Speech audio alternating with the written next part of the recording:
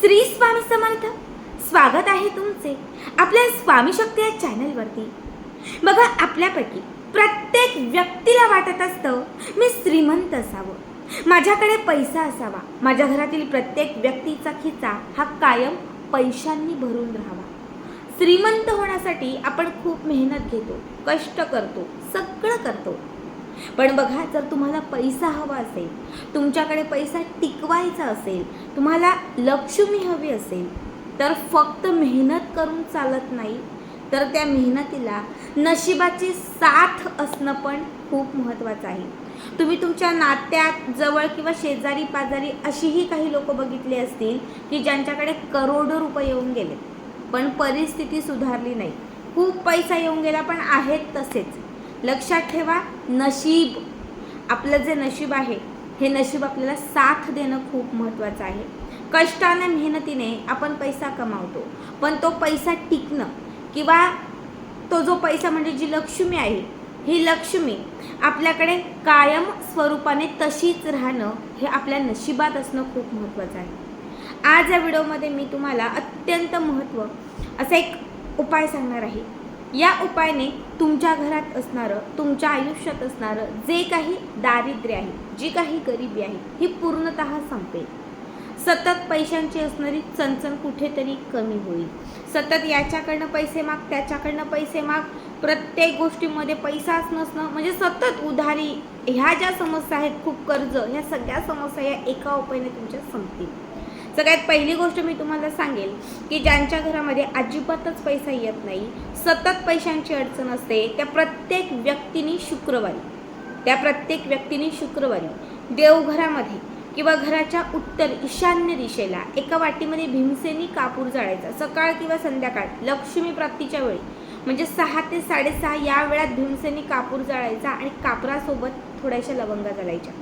6, 7, 8 कितीही, तुम्हाला कापरासोबत फक्त लवंग जाळायचे आहेत. आणि जेव्हा लवंग जळत असतील, पेटत असतील, प्रज्वलित होत असतील, तेव्हा फक्त तुम्हाला घरामध्ये माता लक्ष्मीच्या स्तोत्रांचे पाठ करायचे आहे. कुठलेही स्तोत्र म्हणा, महालक्ष्मी अष्टकम म्हणा, तुम्ही श्री सूक्त म्हणा, वल्गा सूक्त म्हणा, कुठलेही, फक्त माता लक्ष्मीची सेवा तुम्हाला चालू ठेवायची आहे. कमीत कमी तुम्ही 4 शुक्रवार, म्हणजे एका महिन्यामध्ये फक्त एक महिन्यात ते 4 शुक्रवार जर ही रेमेडी जर तुम्ही केली, घरामध्ये असणारी दरिद्रता, गरिबी, तुमच्या घरात असणारी वाईट शक्ती, बाधा, सगळंच्या सगळं घरावर जाईल आणि घरामध्ये सुख, समृद्धी, लक्ष्मीची प्राप्ती होईल. दुसरा उपाय सांगते. बऱ्याच वेळा काय होतं, खूप कर्ज असतं, खूप प्रयत्न करतो, मेहनत करतो, सगळं करतो, पण तरीही पैसा येत नाही आणि आलेला पैसा काही केलं टिकत नाही. पैसा आला तर आजारपण किंवा कुठली तरी समस्या मागे लागलेली असतेच. ही समस्या दूर करण्यासाठी तुम्हाला कुठल्याही गुरुवारच्या दिवशी माता लक्ष्मीच्या मूर्तीवर किंवा माता लक्ष्मीच्या टाकावर तुम्हाला हळदीचं अर्चन करायचं आहे. हळद, एका वाटीत हळद घ्या, या 3 बोटांनी हळदीचं अर्चन करा. हळद अर्चन करत असताना फक्त आणि फक्त श्रीसूक्त म्हणा. एक वेळा श्रीसूक्त फलश्रुतीसहित म्हणा. श्रीसूक्त म्हणून झालं, फलश्रुती म्हणून झाली की त्याच्यानंतर जी हळद माता लक्ष्मीला अर्पण केलेली असेल, ती हळद तशीच माता लक्ष्मीच्या मूर्तीवरच ठेवून त्यातली थोडीशी हळद आपल्या कपाळाला, थोडी मानेला आणि उजव्या दंडाच्या या भागात आणि उजव्या हाताच्या या भागातच इथे थोडी हळद चोळायची आणि इथे, कारण हा शुक्राचा कारक आहे, हा गुरुचा कारक आहे आणि शुक्र गुरु यांची जेव्हा युती होते तेव्हा पैसा हा आपल्याकडे खूप येतो. जर तुम्ही गुरुवारी हे केलं, तुमच्यावरती आहे, तुम्ही 4 गुरुवार करा, 6 गुरुवार करा, 11 करा, कितीही करा, पण तुम्हाला सांगते, हा उपाय केल्यानंतर तुम्हाला 1 ते 2 दिवसांमध्येच लाभ व्हायला सुरुवात होईल. म्हणजे कुठून पैसा येतो कळणार पण नाही, कुठून आपलं कर्ज नील होते, काही पण होईल, पण तुमच्याकडे पैसा येईल, कारण हा उपाय मी स्वतः केलेला आहे. आता तुम्हाला मी आजचा हा महत्त्वपूर्ण उपाय सांगते.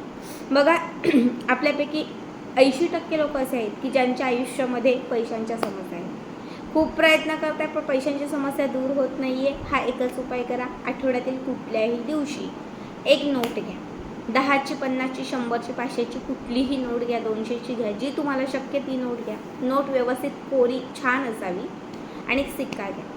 जो सिक्का घेतलेला आहे तो स्वच्छ पाण्याने धुवा. जी नोट घेतलेली आहे मागून पुढून दोनही बाजूला छान सुगंधी गुलाब किंवा कुठलंही अत्तर लावून घ्या. या नोटीमध्ये थोडीशी एक किंचित हळद घाला, थोडीशी दालचिनीची पावडर घाला, त्यामध्ये एक हिरवी वेलची इलायची ठेवा आणि त्याच्यासोबत त्याच्यामध्ये थोडे 4-5 दाणे बडीशेपचे ठेवा. जेवढं सांगितलेलं साहित्य आहे सगळं नोटीमध्ये ठेवायचं आणि नोट राऊंडने गोल गोल गोल गोल गोल करायची.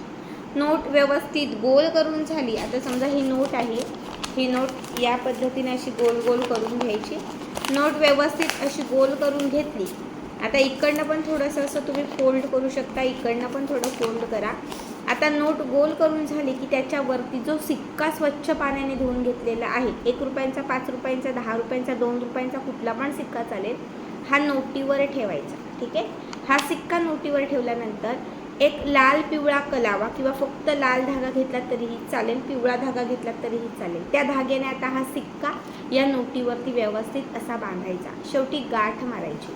आता तुम्हाला ही नोट ज्यावर सिक्का ठेवलेला आहे हे तुम्हाला तुमच्या डाव्या हातात घ्यायचं आहे, डाव्या हातात, आणि उजव्या हातात जपमाळ घ्यायची आहे. उजव्या हातात जपमाळ घेऊन एक माळ तुम्हाला कमलात्मक मंत्राचा जप करायचा आहे.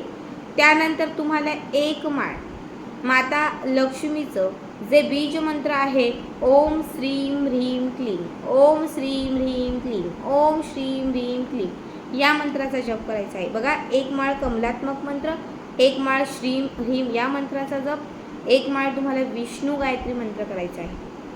तीनही सेवा या माळीवर करून झाल्या. माळ थोडीशी बाजूला ठेवून द्या आणि त्याच्यानंतर एक वेळा व्यंकटेश स्तोत्र म्हणा. कारण ज्या घरात माता लक्ष्मी आणि भगवान विष्णूंची एकत्रित सेवा केली जाते त्या घरातली लक्ष्मी कायम स्थिर असते. म्हणून एक वेळा व्यंकटेश स्तोत्र म्हणा. आता अभिमंत्रित केलेली